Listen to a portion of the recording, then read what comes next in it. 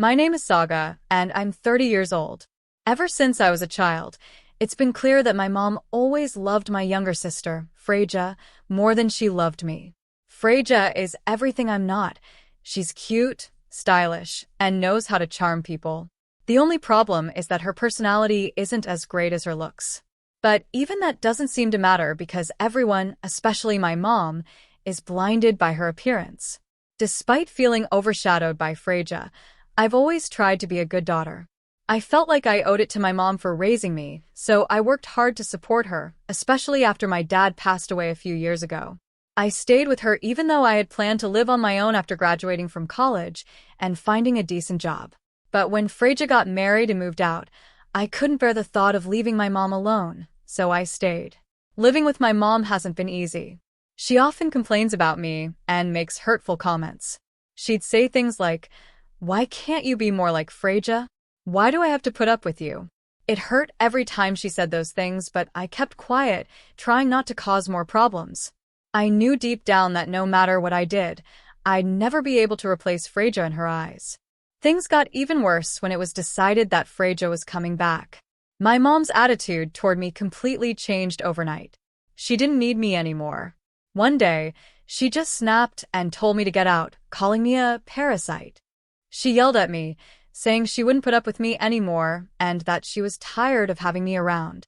It was like she was finally letting out all the resentment she had been holding back for years. I was devastated. I had given up so much to stay and take care of her, but in the end, it didn't matter. All she wanted was Freja, and there was no place for me in her life anymore. It felt like all my efforts were for nothing. Even though my mom has always treated me this way, I couldn't bring myself to leave her. When my dad died, she was a mess. She cried for days, hardly ate, and everyone was worried about her. I felt like it was my responsibility to stay and support her, to be there for her when she needed me the most. But now, I'm starting to realize that maybe it's time for me to think about my own happiness. Maybe it's time to stop living in my sister's shadow and start living for myself. It's a painful decision, but I know I can't keep living like this. I deserve to be happy too. I always believed it was my duty to protect my mom for my dad's sake. As the eldest daughter, I've felt a strong sense of responsibility my whole life. Even though I often get angry at my mom for the things she says and does, I can't bring myself to truly hate her. After all, she's the only parent I have left since my dad passed away. One day, my life took a sudden turn when my sister, Freja, showed up at our house with her husband. The moment she saw my mom, she burst into tears and said something that caught us all off guard. "Mom, we're having a really hard time making ends meet," Freja cried, looking desperate. My mom's face immediately filled with concern. "Life is so tough right now," Freja continued.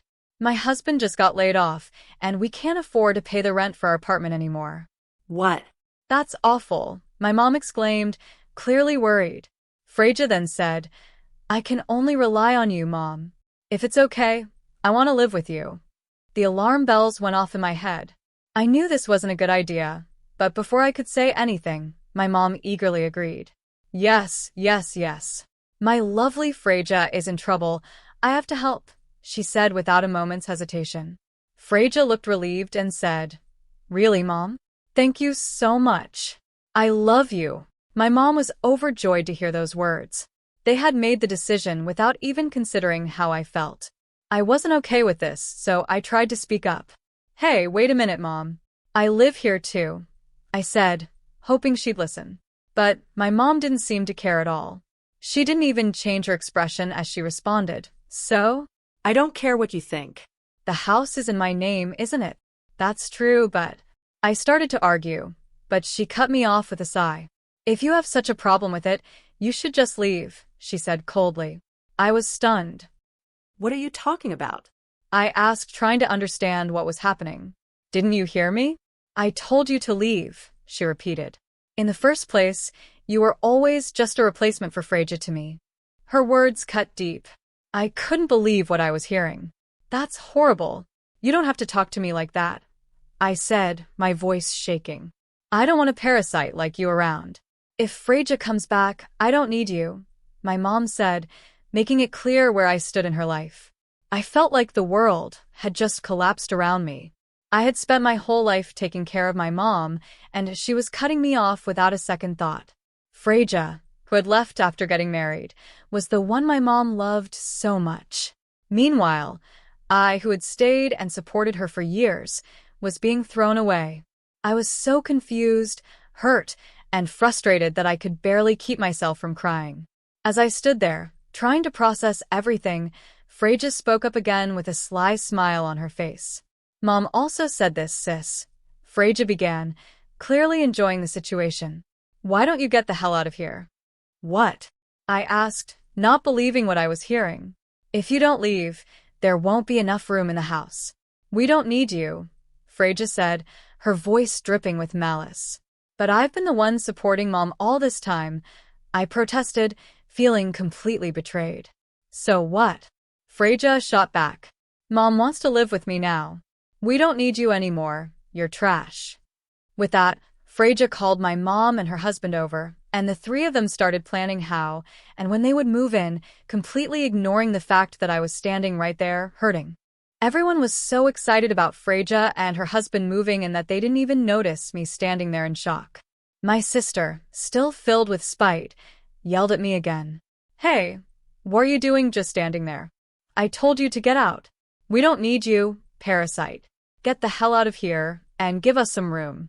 Be out by the end of the week, that should be fine, right? I struggled to keep my voice down, but finally I complied. Meanwhile, my mom and sister were already planning a short trip together. My mom casually said, "You'd better move out by the time we get back from our trip, okay?" With those final words, my mom left with Freyja and her husband, leaving me behind like I didn't even matter. To her, I was just a distraction, something to be pushed aside now that Freyja was back. At that moment, I felt something change inside me. No longer did I feel any sympathy for my mom. If this was how she was going to treat me, then I wasn't going to put up with it anymore. I was determined to take revenge. And from that point on, I moved quickly. I immediately contacted a moving company and arranged to move out while my mom and sister were away. The movers were a bit curious and asked me about all the stuff I was taking with me. With a big smile, I told them, "Yes, please make sure everything is clean. I'm moving to the company housing." You see, my company had offered me housing several times, but I had always refused because I felt obligated to stay with my mom. But this time, I found out there were still vacancies, and I decided to start the move-in process immediately. I never expected to start my company housing life in this way, but once I moved in, I was pleasantly surprised. The room was even nicer than I had imagined, and I quickly began to settle into my new life. After a while, I checked my phone and saw that I had several missed calls from my mom and sister. There were even voicemails telling me to show up at the house now. I had expected them to be upset, but the number of calls was more than I had anticipated.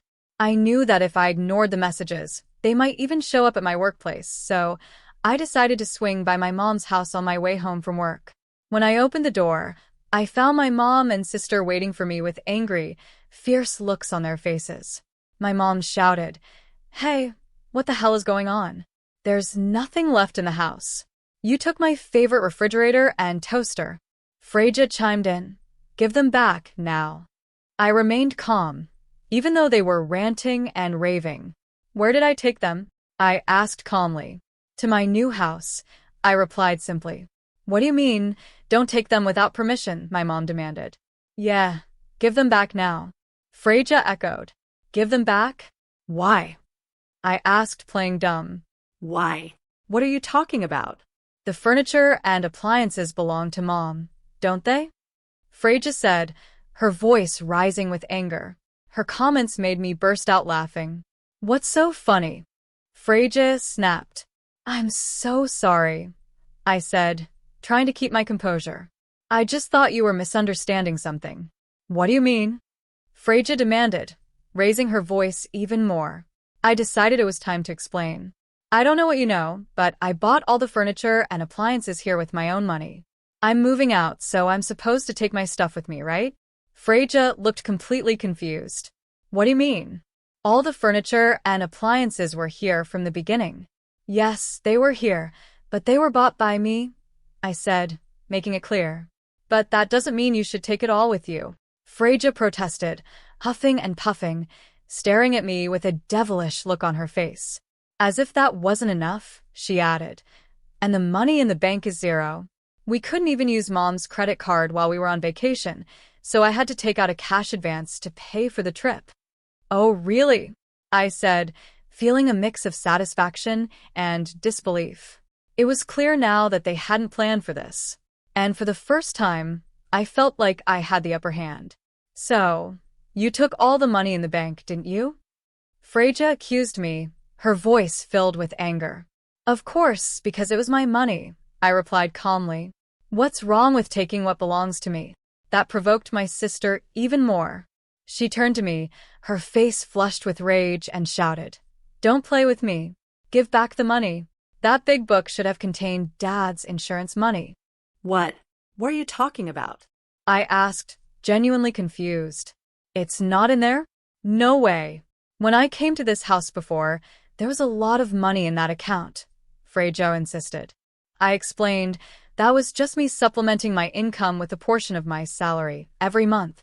It's just that it's been accumulating over time. Freja was stunned. What do you mean? Then what about Dad's insurance money? It's been gone for a long time, I said. Your favorite mom spent it all. Freja turned to our mom, who quickly averted her gaze, looking guilty. Wait a minute, Mom. Is that true? Freja asked, fear creeping into her voice. Well, that's... Our mom mumbled, unable to meet her eyes. Freja, now completely overwhelmed by the situation, shouted at our mom. What the hell is going on? I came home because I thought Dad's insurance money was still here. Trying to calm Freja down, our mom muttered, Calm down? How could I calm down? It's your fault for spending Dad's money. What are you going to do about it? Freja yelled, her frustration boiling over. Our mom, looking distressed, tried to explain, I was just happy that you and I could live together again. You came back because you wanted to live with me too, right? Freja snapped. Are you kidding me? I only came back to pay off my debt. Debt? I asked, feeling my heart sink as I realized the truth. As it turned out, from the conversation between my mom and sister, Freja and her husband had become addicted to gambling. They ended up with a massive amount of debt. In an attempt to repay it, they gambled more, but their debts only grew. Her husband eventually lost his job in the name of restructuring, leaving them with no income. Freja and her husband, drowning in debt, had come back to our house, hoping to get their hands on Dad's insurance money. My mom, unaware that she was being taken advantage of by Freja, had kicked me out of the house on a whim. And this was the result. Now you understand, don't you? I said, addressing both of them. There's no more insurance money from Dad. All that's left is the mortgage. I turned to leave, but unexpectedly, Freja ran up to me with tears in her eyes. Wait a minute, sis. My husband and I both have debts. There's no way we can pay the loan. That's none of my business, I said coldly. Didn't you say you wanted to live with Mom? Well, now you can. No, I didn't know this was happening. Freja cried. Mom always said she wanted to live with you too, so I was so happy for you. Don't go, Saga, my mom pleaded. Please stay here. Oh, for God's sake, I exclaimed, shaking them off with all my might. I've supported you, Mom, and this house all my life. I even paid the mortgage on the house. But you only favored Freja, and when she came back, you told me to get out, calling me a parasite. Are you kidding me? I looked at Freja with disgust. She's not a cute little sister. She's just a human parasite. I will never come back to this house again. Mom, Freja, you guys will have to live in debt now. With those final words, I left my parents' house. My mom and sister clung to me until the very end, but I had no reason to listen to them anymore. It's been almost a month since then. My mom and sister, desperate, started working part-time and taking on odd jobs. Even so, they can't make enough money. In the end, they had to sell the family home and move to a cheap apartment, where they now argue every day. Freja blames our mom, saying, Mom, it's because you said you were going to kick her out. I could have used her if you had let her stay. Our mom snaps back. I did it to make room for you guys. What? You can't live without our money, can you? Frasier retorts, oh, you too. You said sweetly that you wanted to live with me, but in the end, you were only after the money. Their arguments continue, and they barely have enough to eat each day. They can't even afford to buy a single new item of clothing. The three of them should really learn to cooperate, but they're too busy fighting to realize how helpless they've become. As for me, I'm living a fulfilling life in the company housing where I moved. My commute to work is shorter than before, so I have more time for myself. At first, I was shocked when I was kicked out of my parents' house, but now I'm actually grateful. Being forced out gave me the chance to start fresh. From now on, I want to spend my days happily, thinking only of my own happiness.